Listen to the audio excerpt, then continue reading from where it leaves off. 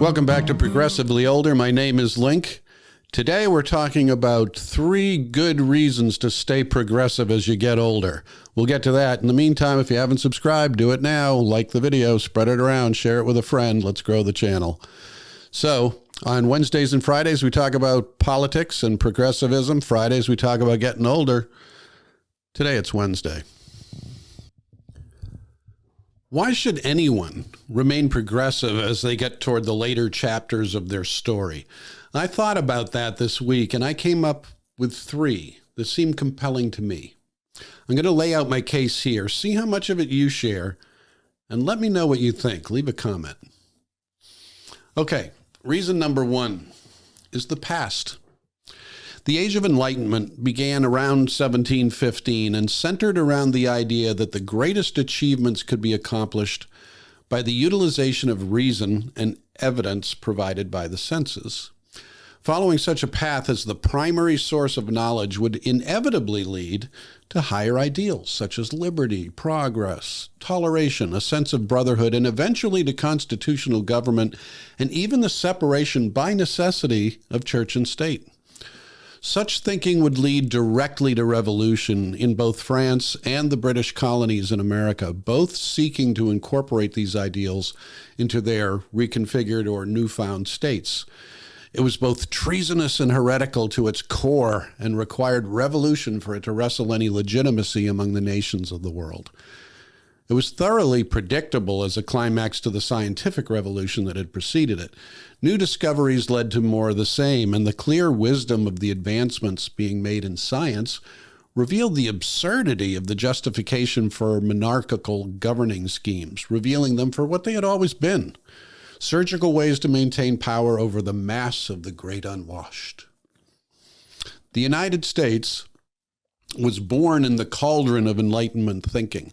It had been an attempt to create a governing process that would honor the best ideas, most artfully argued and deftly supported through reasoned argument among rivals, all for the benefit of the common good. Forged in the very heart of the Enlightenment period, the great experiment had lofty ideals. The fact that the experiment stumbled badly right out of the gate is not the point of this homage to our beginnings. The point was, it was an attempt to have government become truly representative of the very people it sought to govern, rather than a government entirely removed from the governed. Monarchies were not inclined to be influenced by the needs of an entrenched serf class, but this was new. Decisions were to be made on the basis of reasoned argument, and policies would be intended to be in service to the greater good. And quickly, our rich and powerful began to compromise the ideals we had formed under, but nonetheless, these were the ideals under which we were formed. As the 3/5 compromise had proven, wisdom and knowledge would not always win the debate, and compromise for the short-term gain would be a recurring theme in American governance, but it was never completely forgotten. The greatest achievements in the governing of people in the United States has always been led by progressives. Republicans led the progressives into an all-or-nothing civil war over the abolition of slavery, and following the winning of that war came a ferocious pendulum swing back to a new way of compromising the humanity of some of our citizens. It would last in some form or another for nearly 100 years, but suffrage for black men, at least on paper based on the new 14th and 15th Amendments to the U.S. Constitution, had been won. Women would earn their suffrage in 1920, once again thanks to progressives who chose to recognize their humanity over their chattel value. Another amendment, the 19th, would pass to protect their voting rights. Though they continue to fight to be seen as equals in a patriarchal landscape, they can now use their vote to fight for that equality, and it was opposed by conservatives all along the way.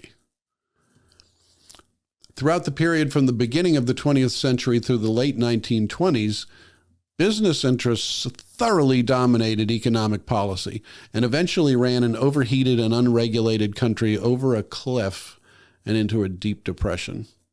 Over a 14-year span, FDR guided the country through a sheer force of will and a national psyche weakened by desperation toward a new beginning. Innovative ideas like the minimum wage and Social Security and Medicare emerged, and federal subsidization of the labor market began to right the ship before the ultimate cure came with the aftermath of World War II. Progressives continued to wield enormous influence after the war as major subsidies for returning soldiers and sailors helped them to achieve housing and education that had never before been within reach. Our manufacturing base exploded as the rest of the world struggled to rebuild after a decade of cataclysm, and a very progressive tax system made it far more lucrative for businesses to invest in their infrastructure and labor force than to pay the 80 to 90% tax rates they faced otherwise. And jobs were plentiful and paid well. The economic golden era of the United States was upon us, and the progressives were responsible. Again. It would take a concerted effort by conservatives to undermine the gains of this 30-year stretch, but that's a story for another time. Workers' rights have been fought for throughout our history, with workers demanding the recognition of their basic humanity starting in the 1600s. Progressives have been on the front lines in the creation of labor as a political force, and conservatives have been fighting them all along the way. Strikes and organization are the main tools that have been utilized to imagine that people dependent on employers for survival are not worthless sheep, disposable consumables. Do you work a 40-hour week, have paid vacations, holiday pay? Is your 8-year-old not working a 60-hour-a-week manual labor job? Are there safety regulations at your workplace? Do you have a process to address grievances at your job? Thank a progressive. Conservatives have fought all of these things, and at times in our history they have done so with deadly force. Suffrage for people of color in this country had largely been theoretical, and as Jim Crow had become the accepted law in half of the country, a new generation began to emerge after the war that found this no longer tolerable.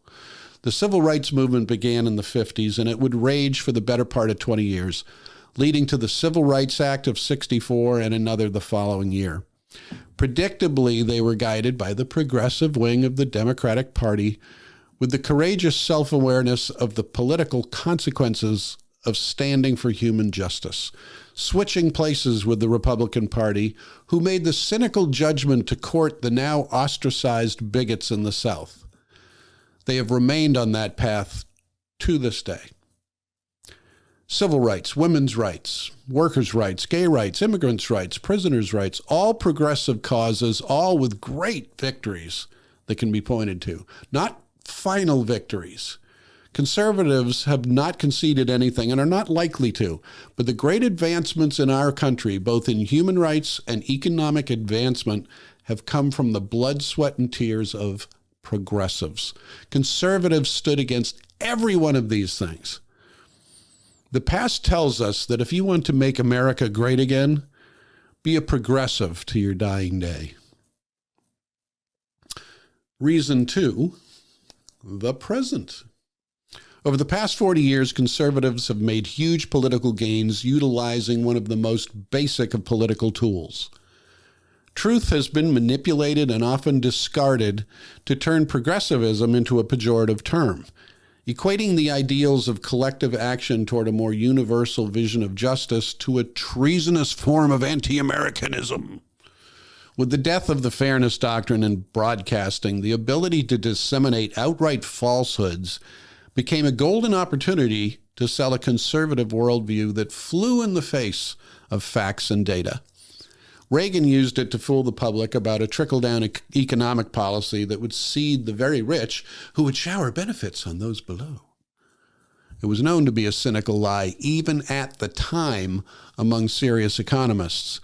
But the economy as a whole had never been the point. Justification for a money grab was the point, and it worked beautifully. The power of the new media had been established, and the irresponsible encouragement of the growth of a radical right wing had begun. As I'm speaking this, we are seeing the results of this myopic power grab. Because of the abandonment of any dedication to truth, We have seen an unapologetic devotion to lies. Kellyanne Conway famously defined this phenomenon when she made the concept of alternative facts one that had legitimacy to a huge percentage of the population. The term entered the national lexicon. Facts no longer garnered any respect in the formation of beliefs and thus policy. A complete rejection of facts as the tools for good decision-making had become justified. In today's environment, the Enlightenment has come to an end. Its concepts are quaint. The idea that the truth might just actually set us free has become antiquated, naive. Nearly half of our population have embraced the new reality that facts are servants, not masters. With news organizations no longer tethered to truth, conspiracy theories have become a booming economy. No absurdity is too much, and the resulting ability to manipulate the public has had tragic consequences for our country. Gunmen advance on the basements of buildings that have no basements to liberate enslaved children that don't exist. When all of this is reported, it has no effect on those that had believed this was a noble attempt to fight back against liberal excess. The facts are simply not relevant to a belief system. They are no longer related to each other.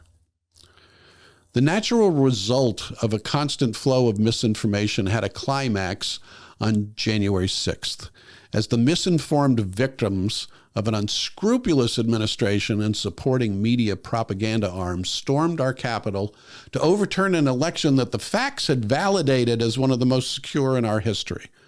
Anywhere the facts had been brought to institutions that could evaluate them without prejudice, they had supported the notion that systemic fraud had not occurred. Democratic judges, Republican judges, Trump-appointed judges had all rejected the notion that voter fraud had any influence on the defeat of the 45th POTUS. None of that mattered. The big lie had been created by the administration, disseminated by the right-wing media, and absorbed and accepted by their indoctrinated victims. The same anti-truth machine has served to camouflage the clear systemic racism that leaves people of color in the unenviable position of having to have survival strategies to go out into the American landscape. Strategies that are taught from one generation to the next. These critical life coaching sessions simply do not occur over the kitchen tables of white people. They are unnecessary. Right-wing media has turned black survival into an attack on law enforcement. As the numbers of people that will willingly vote Republican begins to dwindle, the focus of the party is to eliminate those votes that don't benefit them. That is the current battleground, the very voting franchise itself. For the current iteration of the Republican Party, it is really their only issue. The conservatives are making the case that there are people that live in this country that don't deserve the vote. As progressives have historically fought to expand the franchise to more and more people, creating a more representative government with each success, conservatives have fought just as hard to limit the right to those that will use it correctly. The Georgia voting rights law that passed recently has created a method for the reigning party to be able to reverse the results of a county or district that is quote-unquote underperforming. Not only are voters to be preemptively reduced, votes cast in a way that does not serve the power base now can be eliminated as well. Progressives are fighting these trends in every way they can. They are worth fighting against regardless of your age. Reason 3, can you guess it? It's the future. Reason 2 points to a dystopian future for this country. The idea that absolute power corrupts absolutely is being turned on its head. It is the loss of power that is corrupting conservatism absolutely. It is the insistence that their power now has to be stolen from the people rather than reflect it should chill all of us to the bone. Power itself has become the goal, not power utilized to enact a greater idea. It is the devolution of a system back to a monarchical model, a top-down power structure that ignores the rights of the people. We are on the very brink of this becoming our future reality. It is the antithesis of what we had imagined we could be. It will be the end of the great experiment in self-governance. Our future also includes the coming inability for us to continue living on this planet at all. Climate change is not speculative. There is no reasonable alternative to the conclusions come to by the vast majority of scientists across the globe. All there is for a counter-narrative is a pushback by a desperate petrochemical industry to protect business. Business is the highest good to the conservative mind, and the propaganda machine has done everything it can to provide a cover of legitimacy for a lie that has been nearly unanimously disproven. None of that matters to conservatives. The very nature of conservatism is to maintain the status quo, to reject change, to remain intransigent in the face of new information. The nature of progressivism is to react to new information that requires change. It has always been so. When gunpowder led to the gun, the spear manufacturers objected. When the internal combustion engine made horseshoes less in demand, blacksmiths objected. In the end, it would not matter, as the advantages so outweighed the losses that the objections would be drowned out and finally eliminated. In both of those examples, there have been unintended consequences, and progressives have reacted to that new information as well. Conservatives have insisted that those consequences should be ignored. It has always been so. It will always be so. Change happens. Change is unavoidable. How we react to change defines our success or failure in any given circumstance, from the most interpersonal example to examples of the policies of state.